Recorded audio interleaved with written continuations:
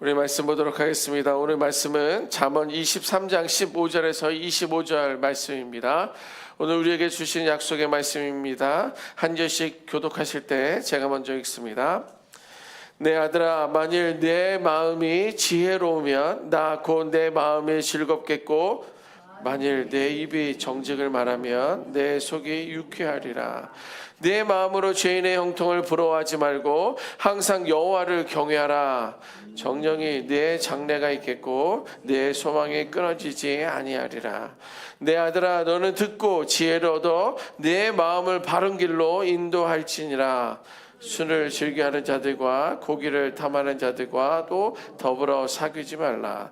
술 취하고 음식을 탐하는 자는 가난하여질 것이요 잠자기를 즐겨하는 자는 헤어진 옷을 입을 것임이니라. 너를 낳은 아비에게 정종하고 내 늙은 어미를 경히 여기지 말지니라. 진리를 사되 팔지는 말며 지혜와 훈계와 명철도 그리 할지니라. 의인의 아비는 크게 즐거울 것이요 지혜로운 자식을 낳은 자는 그로 말미암아 즐거울 것이니라. 함께 읽습니다. 내 부모를 즐겁게 하며 너를 낳은 어미를 기쁘게 하라. 아멘. 오늘 본문이 되는 잠언 23장은 솔로몬이 아들에게 주는 교훈입니다. 저는 처음에 이 말씀을 묵상하면서 우리 딸들이 있는데 이것이 우리 딸들에게 적용을 시켜야 되겠구나 라는 그런 초점을 맞춰서 말씀을 묵상하고 또 말씀을 준비했습니다. 그런데 이것은 하나님 입장에서 보면 우리들은 하나님의 자녀라는 거예요.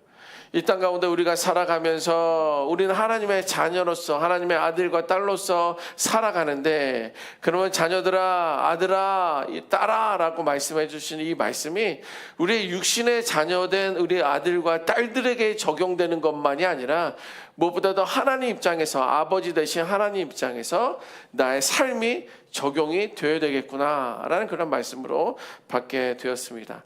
오늘 본문에 보면 지혜를 따르는 삶에 대해서, 그리고 어리석음을 피하는 삶에 대해서, 그래서 우리에게 더 중요한 것은 하나님의 지혜를 따르는 것이 얼마나 중요한지에 대해서 말씀해 주고 있습니다. 구체적으로 한번 살펴보도록 하겠습니다. 15절과 16절 말씀 보면 자녀가 지혜를 따를 때에 부모의 마음이 즐겁다, 유쾌하다, 이런 단어가 말씀이 있습니다. 부모의 마음이 기쁨과 즐거움으로 가득 찰 때, 그때가 언제입니까? 자녀들이 지혜를 따라가며 그들의 삶이 지혜로운 삶의 가운데 있을 때 부모의 마음은 유쾌하고 또 마음이 즐겁다, 이렇게 기록하고 있습니다. 여기서 부모의 마음이 기쁨으로 가득 찰 수 있는 것은 뭐냐면, 자녀가 지혜로운 것을 선택하고 올바른 삶을 살 때에 이 세상의 모든 부모가 느끼고 자연스러운 감정이다라는 거예요. 자녀가 어떤 삶에 살아가느냐에 따라서 내 삶이 그러한 삶이 아님에도 불구하고 자녀의 바른 지혜, 바른 삶을 살아갈 때, 올바른 선택을 하며 살아갈 때 부모의 마음이 즐겁다. 이 모든 것들은 우리 부모가 느끼는 감정들입니다. 올바르게 사는 자녀의 모습을 바라보는 모든 부모는 깊은 만족과 행복감을 느끼게 된다는 것입니다. 자, 여기서 우리 부모된 우리는요, 자녀가 성공해서 기뻐하는 것 그 이상으로 자녀가 하나님의 뜻을 따라 지혜롭고 정직한 삶을 살아갈 때 가장 큰 기쁨을 누릴 수 있다라는 거예요. 우리가 좋은 대학, 좋은 신랑, 좋은 어떤 며느리, 아니면 어떤 행복하고 부한 어떤 이런 것들을 누리며 살아가는 것보다도 우리 부모인 그리스도인들인 우리 부모들은 그 자녀들이 하나님의 뜻을 따라 살아갈 때 더 깊은 즐거움과 행복감을 느낄 수 있어야 된다라는 말씀입니다. 자녀들이 하나님의 뜻을 따라 산다는 것은 단순히 세상의 기준이 아니라 영원한 가치를 따라 살고 있음을 의미하기 때문에 그렇다는 거예요. 그렇죠. 자녀들이 더 세상의 기준에 따라서 더 행복하고 더 부하고 더 아름다운 삶을 살면 부모가 또 즐겁고 행복할 것입니다. 그러나 그들 가운데 하나님의 뜻을 따라 살아가지 아니하고 하나님을 알지 못한다고 한다면, 영원한 가치를 따라가고 살지 않는다면 그곳에서 마음에 애통해하고 속상해할 수 있는 그런 부모가 되어야 된다는 거예요. 그것을 이제 15절에서 말씀을 기록하고 있고요. 17절, 18절 말씀에 보면 죄인의 형통함을 부러워하지 말아라. 그리고 오직 여호와를 경외하는 삶을 지속해야 한다라고 우리들에게 교훈해주고 있습니다. 여러분, 세상의 기준을 볼 때 정직하고 신실하게 사는 사람보다 불의한 방법으로 이익을 취하는 사람들이 더 잘 살고 더 행복해 보이는 그런 모습들을 볼 때가 있습니다. 물론 그 속으로 들어가서 우리가 경험해 보지 않아서 모르지만 정직하고 신실하게 살아가는 사람들은 어렵고 힘들게 살아가는 반면에 불의한 방법으로 살아가는, 그래서 이익을 취하는 사람들이 더 많아 보인다라는 것입니다. 그러나 이 부분에 대해서는 성경에서 반복적으로 우리에게 강조하는 것이 있습니다. 그것은 뭐냐면 죄인의 일시적인 형통함은 결국 헛되다라는 것. 헛되다라는 것, 덧없다라는 것을 성경은 강조하며 말씀해주고 있습니다. 여러분, 참된 축복은요, 하나님을 경외하는 자들에게 주어집니다. 다시 한번, 참된 이 땅에서의 축복은 하나님을 경외하는 자들에게 주어진다라는 거예요. 하나님을 경외한다라는 말은 뭐냐면 하나님을 깊이 신뢰하고 그분의 말씀에 따라 순종하는 것이 바로 하나님을 경외하는 삶이다. 일시적인 상황에 흔들리지 않고 하나님의 뜻을 따라 꾸준히 의로운 길을 걸어갈 때 우리는 더욱더 그것이 하나님을 경외하는 것이고 그것이 우리에게 참된 축복이다라고 17절 또 18절 말씀에 기록하고 있습니다. 이어서 19절에서 21절 말씀은 너희는 지혜를 따르고 방탕과 술 취함을 멀리하라라고 이렇게 권면해주고 있습니다. 오늘 본문에 보면 술을 즐겨 마시는 자들과 고기를 탐하는 자들과 사귀지 말라 이렇게 이야기하고 있어요. 여기서 성경은요, 단순히 음식과 음주 자체를 금하는 것에 대해서 강조하고 있는 것이 아닙니다. 이것은 뭐냐면 방탕함과 무절제함을 말해주고 있는 거예요. 술 취하는 것이든 또 술을 즐겨 마시는 자들이든 고기를 탐하는 자들이든 이것은 방탕과 무절제함에 대해서 이야기하는 거예요. 그러면 닭고기는 괜찮냐, 아니면 소고기냐, 돼지고기냐 이렇게 질문할 수 있겠지만 이것은 뭐예요? 방탕하고 무절제한 거에 대해서 이야기하는 것입니다. 그렇다고 한다면 술이나 아니면 고기를 탐하는 이것들 외에도 우리를 방탕하게 하고 우리를 무절제하게 하는 것들이 우리 주변에는 너무도 많은데 그런 것들을 경계하라 라고 우리에게 말씀해 주고 있습니다. 더 구체적으로 보면 고기를 탐하는 자들은 사치스럽고 쾌락을 쫓는 사람들을 이야기하고 있는 거예요. 그리고 술 취하고 음식을 탐하는 자에 대해서는 방탕과 술 취하는 삶을 말하고 있는 것입니다. 술 취함과 방탕한 삶은요, 경제적으로 혹은 정신적으로 육체적으로 우리를 방탕하게 만드는 어떤 피폐하게 만드는 그러한 도구들입니다. 순간적인 즐거움을 줄 수는 있어요. 어떤 고통을 잊을 수는 있습니다. 다른 것을 생각하지 않을 수는 있습니다. 하지만 결국 삶을 피폐하게 만드는 것이 술 취함과 음식을 탐하는 자들에 대해서 말씀해주고 있는 거예요. 또 잠자기를 좋아하는 자에 대해서도 말하고 있는데 이것은 게으름과 무절제함에 대해서 이야기하고 있는 것입니다. 이들은 결코 궁핍과 실패로 이어지게 될 것이다.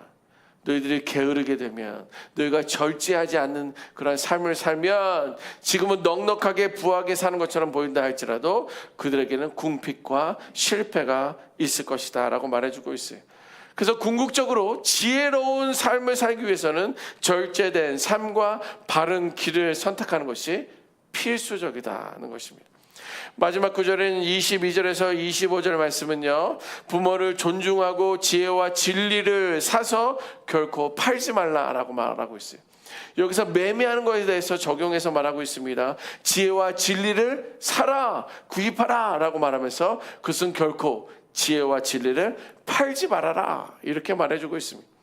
여기서 사다 팔다라는 용어를 사용하고 있는데 이것은 지혜와 진리를 구입해야 된다라는 거예요. 이것은 무엇이냐면 이어서 나오는 지혜와 진리와 훈계와 그 명철에 대해서 어떤 값을 치르더라도 반드시 얻기 위해 노력하라는 거예요. 여러분들이 지혜를 얻기 위해서 그것이 참 진리라고 한다면, 그 안에 훈계가 있고 명철이 있다고 한다면 어떠한 것도 우리가 더 가치 있는 것이 없다라는 거예요. 이것을 얻기 위해 시간도 때로는 물질도 우리는 들여서 그것을 얻기 위해서 사기 위한 노력이 필수적이다라는 거예요. 여러분, 지혜와 진리는 그냥 주어지지 않습니다. 지혜와 진리는 그냥 주어지지 않습니다. 겸손한 태도가 우리에게 있어야 됩니다. 지혜와 진리를 얻기 위해서 시간을 들여야 된다는 거예요. 또한 수고를 해야 된다는 거예요. 또 다른 것을 희생을 통해서라도 지혜와 명철과 교훈을 얻어야 된다라는 것입니다.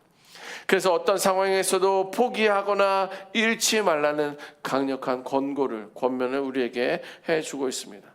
그러면 어떤 상황에서도 지혜를 포기하지 말아야 합니다. 예를 들면 세상의 유혹이나 시련이나 압박 속에서도 지혜와 진리를 포기하지 말아야 돼요. 야, 그거 말고 그거는 다음에 해. 오늘 바쁘니까 좀만 이거 먼저 하고, 그리고 그거는 또 내일 해도 되잖아. 아니면 좀 이따 하자라는 어떤 그러한 유혹과 시련이나 압박도 있을 거예요. 너 하면은 너 이제 끝이야. 너와의 관계는 끝이야. 너하고는 이제 상관도 안 할 거야. 라는 그런 압박들도 있을 거예요. 그러나 그것을 지혜를 얻기 위해, 진리를 얻기 위해 포기하지 말라는 거예요. 혹은 돈이나 권력으로 압력이 들어올 수도 있을 것입니다. 그래, 이번만 잘하면, 이것만 하지 말고 다음에 하면 내가 이것을 너에게 줄게. 라는 어떤 그런 돈에 대한 유혹들도, 또 권력에 대한 압력들도 있을 수 있다라는 거예요. 또 명예를 줄 테니까, 쾌락이 더 있으니까 세상의 유혹이 우리들로 하여금 지혜를 멀리하게 하기 위한 것들이 우리에게 있을 수 있다라는 거예요. 하지만 어떠한 대가를 치르더라도 우리는 지혜를 유지해야 됩니다. 지혜를 구입해야 돼요. 지혜를 팔지 말아야 합니다. 일시적인 이익을 위해서 하나님이 주신 지혜와 가치를 타협하거나 포기하지 말아야 될 것에 대해서 성경은 말씀해 주고 있습니다. 여러분, 오늘 살펴본 잠언 23장은요 우리에게 지혜를 따르는 삶과 어리석음을 피하는 삶에 대해서 말씀해 주고 있습니다. 지혜를 따르는 자녀는요 부모를 큰 기쁨을 얻게 합니다. 여러분들 자녀를 통해서 기쁨을 얻었던 그 순간들과 시간들을 기억해 보십시오. 그렇다고 한다면 하나님의 자녀된 우리들의 삶도 하나님의 지혜로운 삶대로 살아갈 때에 하나님께서 우리를 통하여 기뻐하시고 즐거워하신다. 그리고 참된 축복을 누리는 것을 경험하게 된다라고 우리에게 말씀해 주고 있습니다. 또 방탕함과 술취함을 멀리하고 절제된 삶을 살아라 라고 말씀해 주고 있습니다. 여러분들 참 쉽지 않습니다. 우리가 절제한다라는 것, 인내한다라는 것이 쉽지 않지만 그런 끊을 수 있는 용기가 우리 안에 있을 때 우리는 지혜로운 삶을 살아간다라는 거예요. 그러한 지혜와 진리를 값주고 사고 결코 팔지 마십시다. 어떠한 것들이 우리들을 힘들게 하고 어떠한 것들이 우리를 유혹한다 할지라도 그 하나님의 지혜를 지키고 이것을 배우고 훈련하기 위한 것에 우리들의 마음과 시간을 드릴 수 있는 우리 모두가 되어야 될 줄 믿습니다. 오늘 말씀을 기억하며 하나님의 지혜를 따르고 절제된 경건한 삶을 살아갈 수 있는 우리 모두가 되시기를 주님의 이름으로 축원합니다. 아멘. 기도하겠습니다. 그렇습니다. 하나님, 너무도 달콤한 이야기